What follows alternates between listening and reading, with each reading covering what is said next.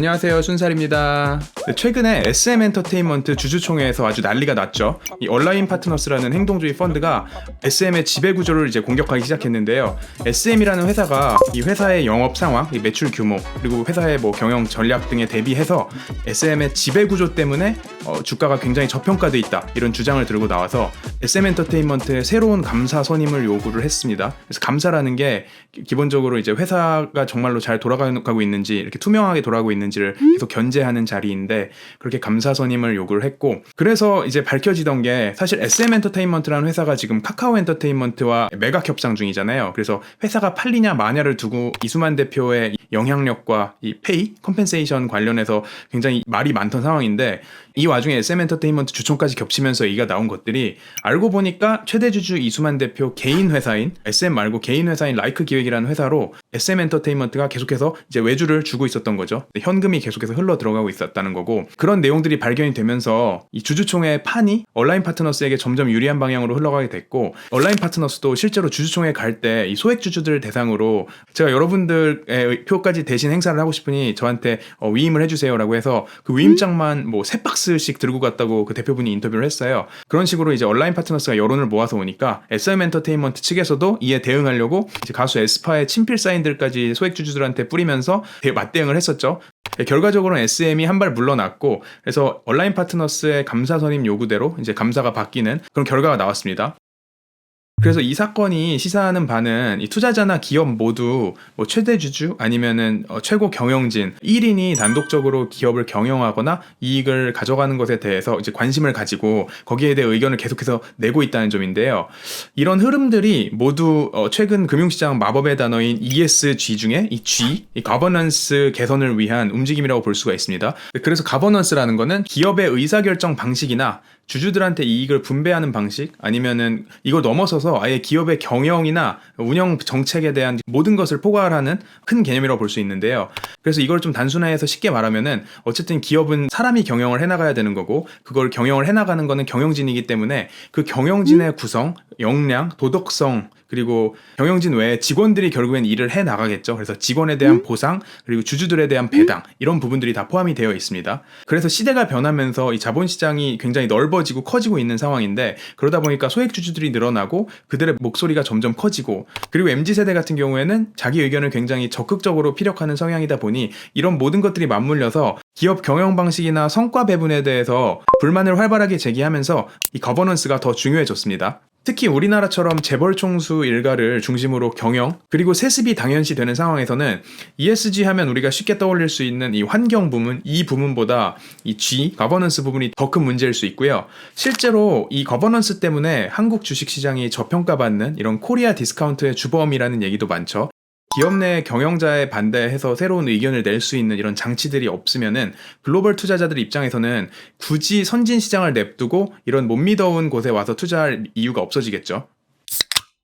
그래서 거버넌스 개선을 위한 움직임들을 좀 더 알아보자면은, 대표적으로 블랙록이 있죠. 세계 최대의 자산운용사가 된 회사인데, 아이쉐어즈라는 브랜드를 달고 1경 원이 넘는 규모의 ETF를 운용을 하고 있고요. 블랙록 같은 경우에는 아예 CEO가 연례 서한에다가 ESG는 단순히 정치적인 프로파간다가 아니라 기업들의 실적, 그리고 펀드의 수익률에 직접적인 영향을 미치는 리스크라고 선언을 했습니다. 그래서 공시 의무를 이행을 제대로 안 하고 이해관계자들 모두를 아울러서 소통하지 못하는 기업들은 장기적으로 성공할 수 없다라는 의견을 연례 서한에서 공개적으로 밝혔었고, 그에 따라서 이 블랙록 ETF에 자체적으로 정한 이 거버넌스 기준을 충족하지 못하면은 그런 회사들에는 투자를 아예 안 하겠다라고 선언한 상황입니다.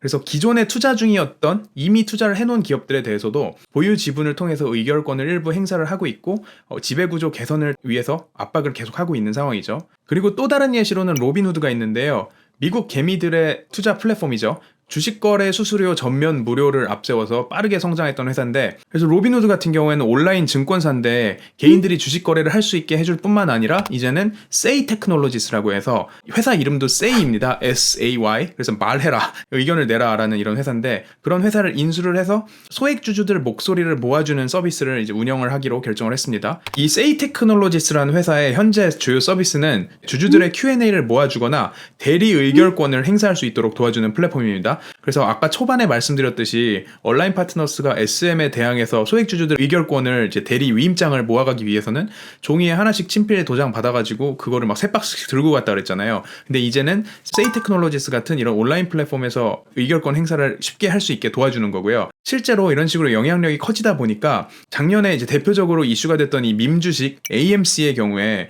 최근에 있었던 주총에서 세이 테크놀로지스를 통해서 나온 이런 Q&A를 첫 질문으로 다룰 정도였다고 합니다.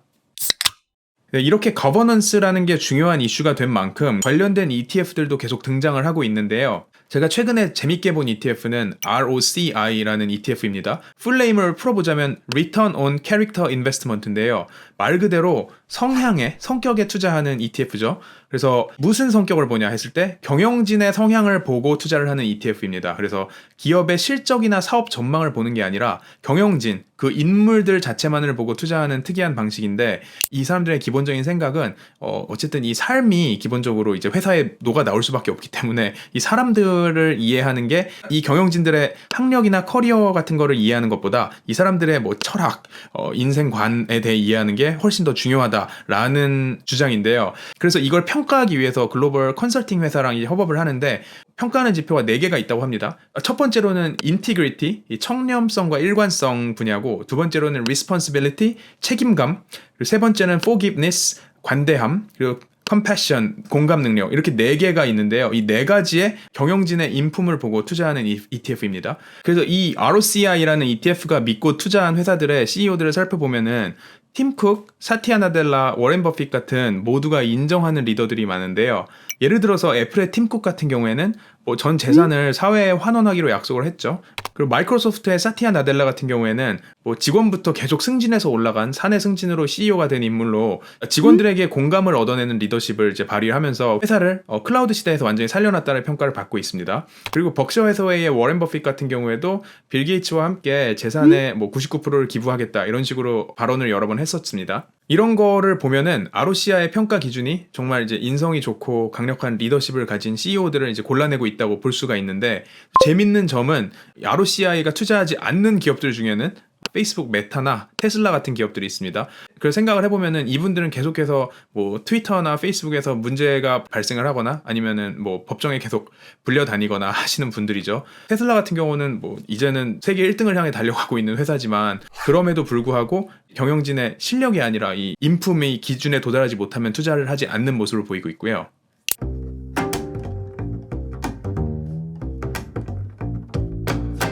저는 개인적으로 후자, 그냥 실적만 잘 나오면 된다에 투자를 하게 될 것 같아요. 고속 성장하는 회사를 그냥 제끼고 무시하기란 사실 쉽지가 않거든요. 그리고 성장하는 데는 이유가 있고, 저는 개인적으로 경제 논리에 맞으면은 일단 그거를 먼저 바이를 하고 그 외에 나머지 이슈들은 쫓아가면서 해결할 수 있지 않나라고 이제 생각을 하고 있고요.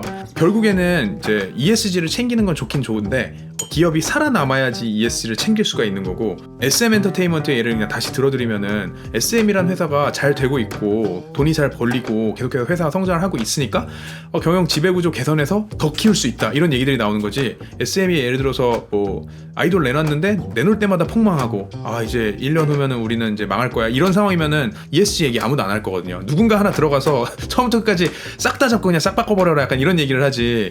좋은 얘기죠.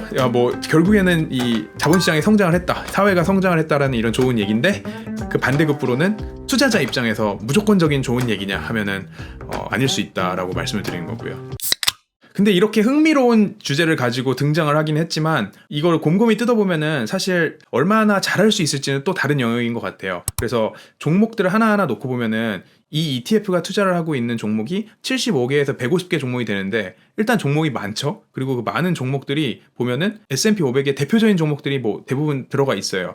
그렇다 보니까 그렇게 크게 차별화되지 않는 포트폴리오를 바탕으로, 근데 또 수수료는 비싸죠. 아무래도 액티브하게 직접 골라낸다고 하니까 패시브하게 S&P 500 지수를 따라가는 것보다 수수료가 훨씬 비싸고, 그래서 이런 거를 고려해 봤을 때 정말로 성과를 낼 수 있을지는 지켜봐야 하는 상황입니다. 특히 요새는 ETF들이 이런 식으로 재밌는 세상의 테마들, 세상에 뜨고 있는 트렌드들, 이 ROCI 같은 경우는 가버넌스라는 트렌드를 갖고 시작을 했지만 이 외에도 수많은 ETF들이 어느 정도 어그로를 끌면서 일단 등장한 다음에 키워놓고 나서 생각하자라는 식으로 운영하는 곳들이 있어서 이 ROCI도 일단 시작을 잘한 만큼 앞으로 어떻게 해 나갈지를 지켜봐야 될 것 같고요.